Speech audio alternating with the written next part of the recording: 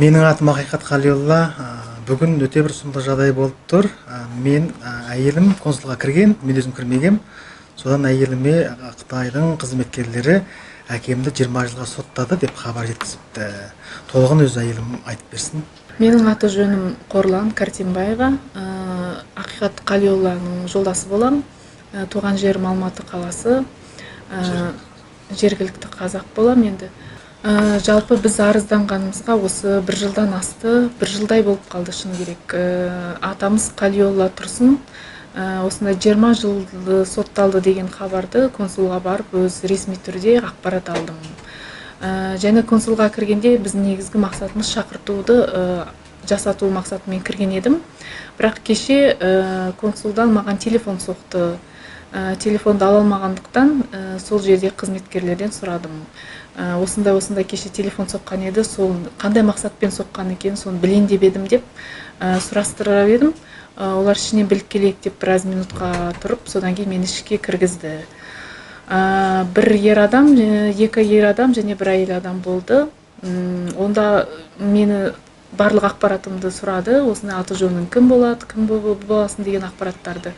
Мен барлығын айттым және осы Ақиқат Қалиолла өзі келмеді деп айтып түсіндірдім. Ақиқаттың әкесі жаңа мен атам болады ғой енді. 20 жылға сотталды, мемлекет ісіне кедергі жасаған деген айыппен және заңсыз әрекет істеді деген айыптармен.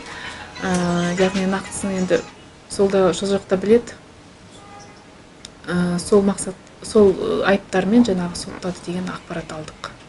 Енді қазір біз төбемізден шыны керек жай түскендей болып отыр. Ол 70-тегі адам, қалай ол 20 жылға сотталады, 90 жаста келе ма деп мен өзіне қарсы болмаса да енді пікір айттым. Қалай ол 70-тегі адам 90 жаста келгенде бірақ шыға ма, сонда қандай ол заңсыздықтар? Қытай үкіметі өздері заңсыз әрекет істеп отыр деп өздеріне айттым.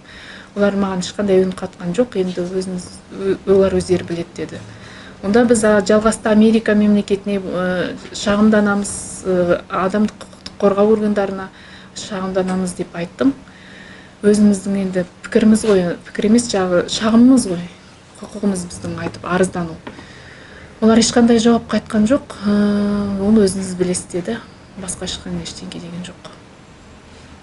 Енді біздің сұрайтынымыз енді осы мемлекет атынан, халықаралық істер атынан бүкіл органдарға көмектессе екен деп сұраймыз енді. Менің айтатыным Дөрбіжіннің әкімі бірінші Дөрбіжін Сен Вишучи бұрынғы банка үйін қазығы қалушыншан екеу қылмыскер, екеу фашист.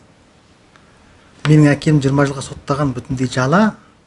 Менің әкем күнәсіз.